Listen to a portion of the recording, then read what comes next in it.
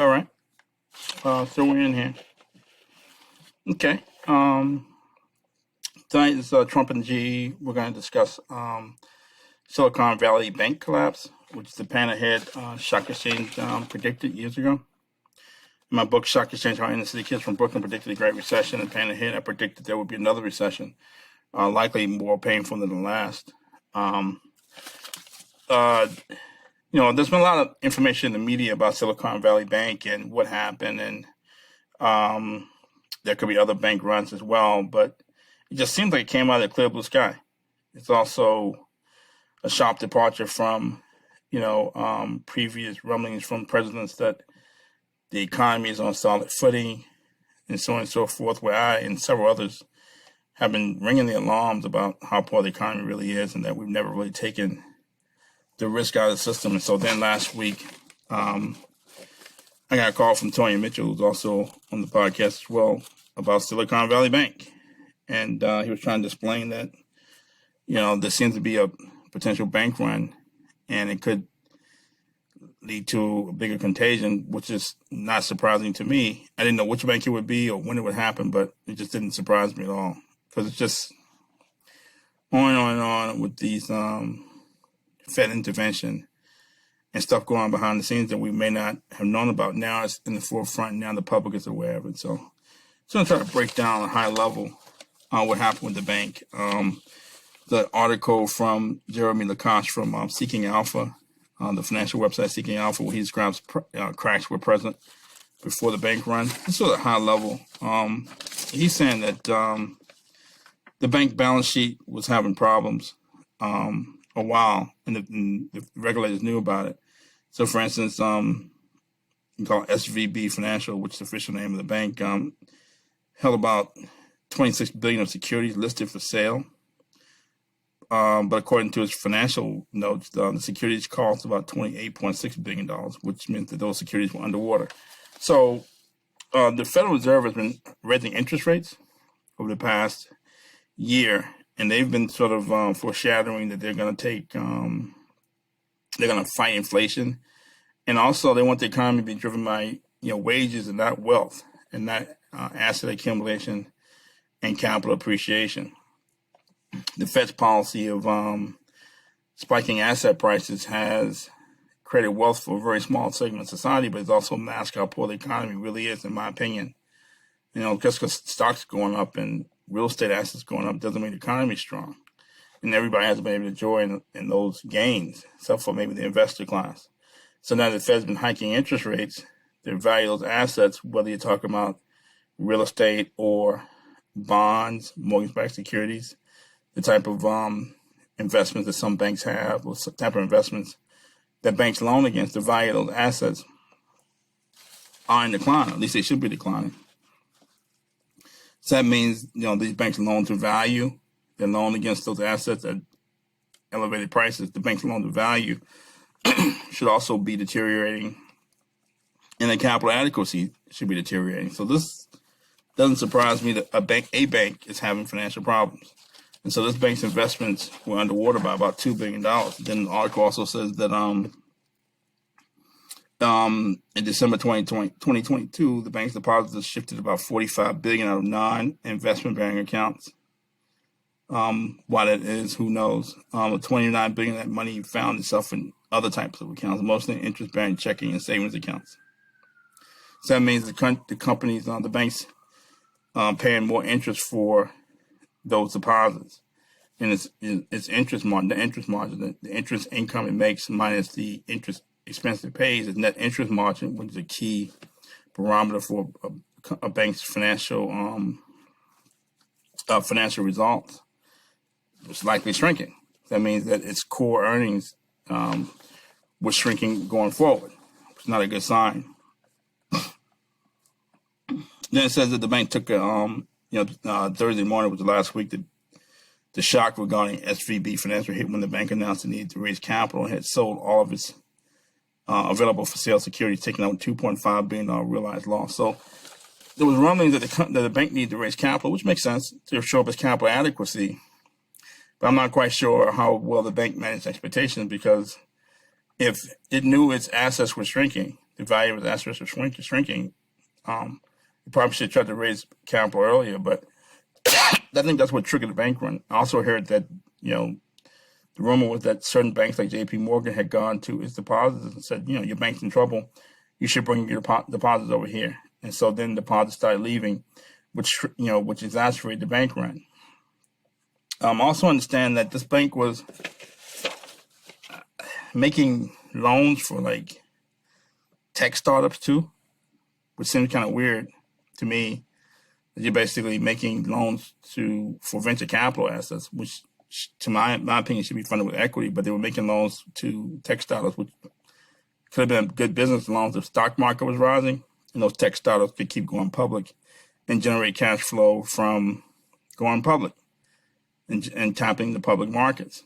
Because usually you make a loan to a company, usually a company needs assets or cash flow, and tech startups tend to not have either. That's why I call startups. Tend to have any cash flow in the assets to repay a loan. So my guess that the only way they could get the loan repaid was by going public or selling themselves to a private equity firm or to another tech company, which sounds sort of like a hedge fund. Actually, hedge fund in disguise. This Silicon Valley Bank. That's what it sounds like, if that was the case. The other thing is, as the stock market starts to crack and the Fed is hiking rates, the ability to take these tech startups public with sort of uncertain business prospects may not be there anymore. The stock market starts to decline. So if it was making loans to tech startups, those loans against those assets, those assets were probably in decline as well. So just some kind of weird business model. And then also other weird thing was that they had a lot of customers who had sizable deposits. Roku had about $500 million in deposit at the bank. It's Oprah Winfrey, Peter Thiel, the governor of California. Several institutions had tens of millions of dollars at a bank, which is weird because only about 250,000 is insured. And so the question remained, how was the Fed going to deal with it? So to stop the contagion, so to say, for instance, if SVB failed, it couldn't pay its counterparties. Then its counterparties couldn't pay its counterparties, which could possibly lead to a domino effect and hurt the entire banking industry. I understand the Fed decided to make good on the deposits and not call it a bailout, but there's a bailout. You're making the deposits whole. So capitalism as we know it may be over. This sounds like socialism, where the government is bailing out depositors. Highly sophisticated investors who knew better than to have 50 million, 100 million, or 500 million at a bank. And I also understand that, for some of those, to get loans for some of those tech startups, I think some of the institutions need to keep large deposits with the bank. So it seemed like a weird business model. I'm not going to try to get my arms around it because it all seemed rather squirrely. But once deposits started leaving rapidly, it comes down to sort of a game of musical chairs. Nobody wants to be left holding the bag or left without a chair. In this scenario, people just started taking their money before there was no money left. So that created a bank run, and it also created some question marks about other regional banks that could be in trouble. So where we are now is that I think some regional banks are asking the Federal Reserve to guarantee 100% of deposits for the next 2 years, which is you're not a bank. Deposits are guaranteed by the government. You're not a bank. You're basically a government entity. So it's like socialism in disguise. That I don't know why anybody would have, $500 million in a bank if a large part of it's not insured. You usually put those monies in government bonds where, the government's not going to falter. So they must have been getting some type of yield or some type of upside on those deposits that we're not aware of, whether it's some, upside on their their investment in tech startups. That's sort of a quid pro quo for making loans to startups that they had a financial interest in. They had to keep their deposit at the bank. I don't know, but it all seems kind of squirrely.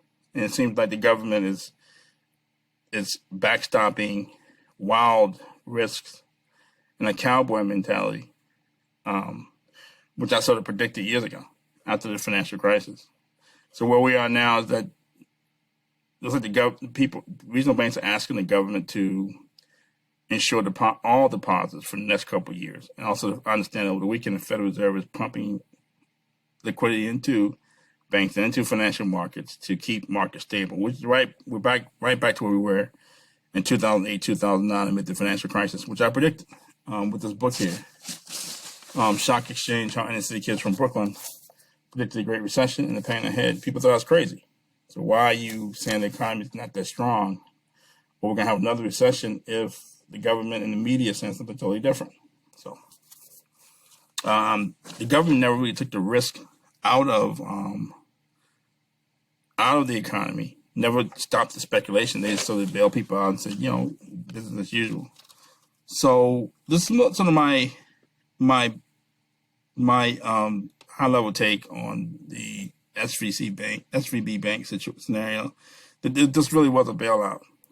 And what the government's doing is fueling speculation in tech companies that's benefiting very small segment of society.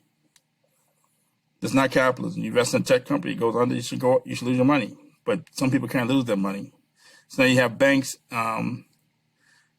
making loans against inflated assets. So now when the asset prices fall, just like during the financial crisis, then the banks get hurt, and then the government has to step in to save the banks, which ultimately saves the investors, because you never get any real price discovery. If a tech investment is worth, you invest X in a tech investment and it's worth 0.1X, it never falls to its fair value. So now the investors and the startups don't lose all their money, and now the people fueling the startups, the tech startups, like the depositors, they don't lose their money. So you never really wean people from the speculation. Well, regular people, you go start a business, you go start a restaurant, and it goes belly up, you lose all your money. That's how it works, but not these people. They're special. And there are going to be more bailouts. There are going to be more bailouts. You're going to have banks making an argument that you can't bail out Silicon Valley Bank and not bail us out as well. So we're basically seeing socialism that's basically taking hold of the country. Capitalism may not be around as we know it anymore. So what made the U.S. special, that you have these people with these great ideas, they can go get funding for these great ideas, and they work out. It helps, their companies compete. It also helps the U.S. compete. But now you have people with silly ideas getting backstopped by the government.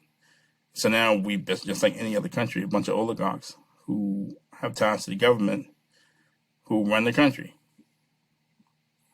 So that's basically where we are. And at some point, this asset